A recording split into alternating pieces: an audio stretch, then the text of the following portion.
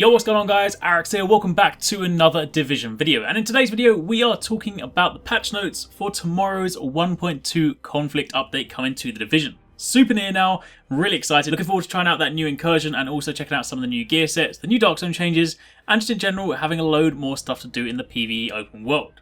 Now, if you guys saw my video the other day, then you'll know that in the special report they spoke a lot about some of the stuff coming to the update itself, and today's patch notes kind of goes over a lot of that. But on top of that, it also speaks about some of the fixes and some of the other gameplay changes coming in. So what I'm going to do is I'm going to skim over the things that we already know and link my video down below just in case you missed that, and we'll talk about the stuff that they didn't cover the other day. So of course, if you guys do enjoy this video, you do find it helpful, a like would be super appreciated.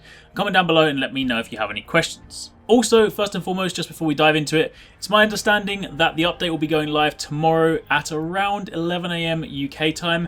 Basically, while the guys have moved the scheduled maintenance to Thursday, of course tomorrow, while they're deploying the update, there will of course be scheduled maintenance. So that should be happening between 9 AM and 12 PM CET, i.e. Central European time. That is the time that the studio works to. So of course you want to work out what that is in your kind of local time. But either way, during that window, you should be able to download the update and prepare it for when the servers go live. Now, with that out of the way, quickly skimming over, so of course the new 1.2 update comes with a brand new incursion, Clear Sky. It also comes with 4 new gear sets, Final Measure, Hunter's Faith, Lone Star, and Predator's Mark. We also have the new high value targets and the search and destroy missions. You can now hijack extractions, you have sealed caches, which are basically loot containers that can drop as contaminated loot in the Dark Zone, and when you extract them and open them, they'll give you a range of different items. Plus, player stashes will now be in the Dark Zone checkpoints. They're going to add a new assignment type called Isaac Assignments, and these will only be available to level 30 players, and once you complete them, they will give you vanity items. And on top of that, they'll also be adding some new named high-end weapons. The Hungry Hog M60 light machine gun, the Centurion M1911 pistol, the Medved Saiga 12 shotgun, the Historian M1A marksman rifle, and the Showstopper AA12 shotgun, the one that everyone got super excited about. Unfortunately, it won't actually be added in this update. Just like how the Historian was shown during the 1.1 update but wasn't added until now, the Showstopper AA12 shotgun is doing the exact same thing. They're showing it now, but you won't actually be able to get it until the 1.3 update, which will of course drop next month. So for that one, we're going to have to wait a little bit longer, but either way, the Historian will now be available, and they've also added a 201 gear score bracket to the Dark Zone. So that's a super quick summary of the stuff coming to the 1.2 update. Again, if you want a more detailed look at that, then definitely check the video link down below. But now let's move over to the game changes. Under the gameplay side of things, if a player is at max level, when they're matchmaking for hard or challenge mode, they will now only seek players that are also level 30.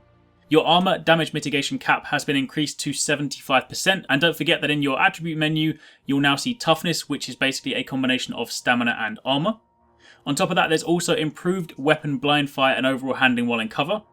They've reduced the damage from level 34 NPCs using shotguns and sniper rifles, which should hopefully make it so that they aren't quite so dangerous in those incursions. On top of that, gear score will now only take into account the equipped weapon with the highest gear score and discard the other two. This will then prevent players from equipping lower quality weapons to basically reduce their gear score. They've also increased the gear score requirement of Falcon Lost to better represent its difficulty, but note that this doesn't mean they've actually changed the difficulty, it's just a better representation. Hard mode is now gear score 160 and challenge mode is now gear score 180. Under the UI side of things, in the overview of the inventory, the health stat above stamina, as mentioned, has now been replaced with toughness, and this is now a combination of health and armor. The player's health pool will still be visible in the character page, and stamina will still increase health. The Phoenix credit cap has been increased from 1,000 to 2,000 Phoenix credits. Shooting a player while they're interacting with an object will now cause the timer to push back, as we saw demonstrated during the live stream.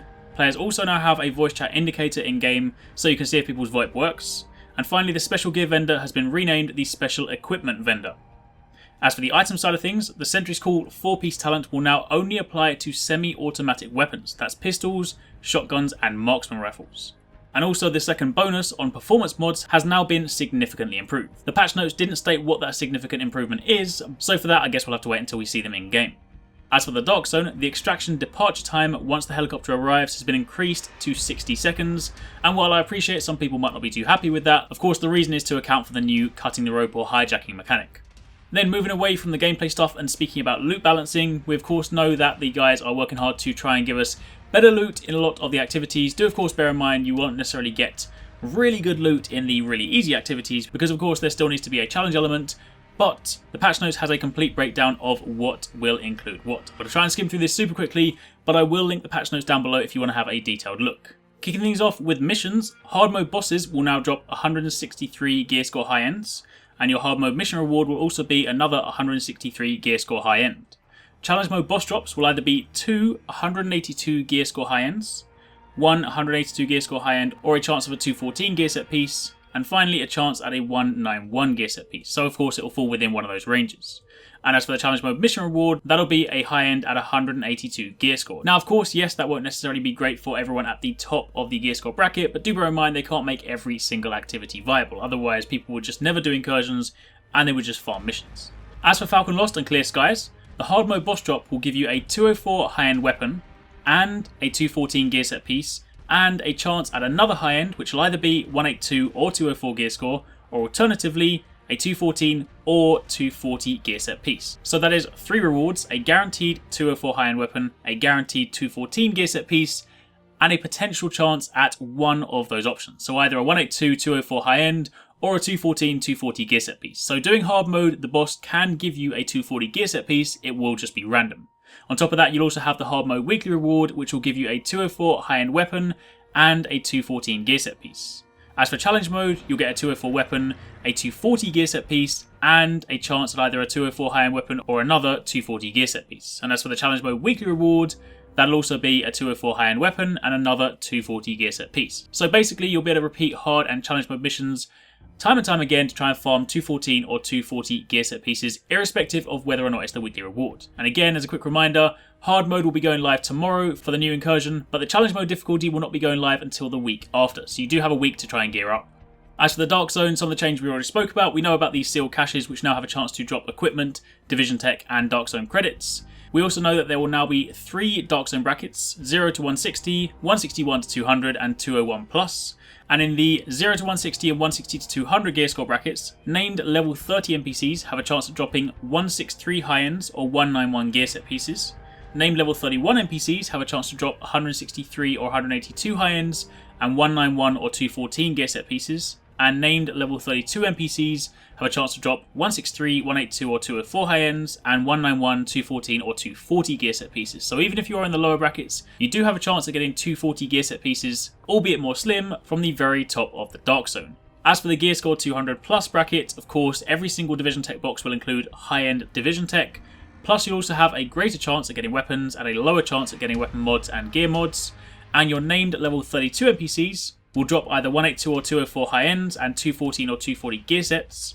Level 33 named NPCs will drop 182 or 204 high ends and 214 240 gear sets. And finally, level 34, right at the top of the Dark Zone, will drop either 204 high ends or 240 gear set. So again, if you're in the 201 plus bracket, you can go to the north of the Dark Zone, fight level 34 NPCs for a guaranteed source of really good loot. And after that, the patch notes just goes on to speak about bug fixes, and there is a pretty long list. So for that last bit, I'm just going to encourage you guys to go and check out the patch notes yourself, because again, if I read those all out, this video will be much longer than it already is, and I want to try and keep it as short as possible. So for the time being, that is pretty much everything you need to know. You can find a link to the video and also the patch notes down below. But aside from that, hopefully you guys are looking forward to the update tomorrow. I'll be live streaming from the second it goes live, trying to go for that world first on the incursion. So hopefully if any of you guys are at work or at school and you'd have a chance to play, then maybe you'll tune in and give us some support. But either way, thank you very much for watching. Take it easy. Catch you next time. Peace out.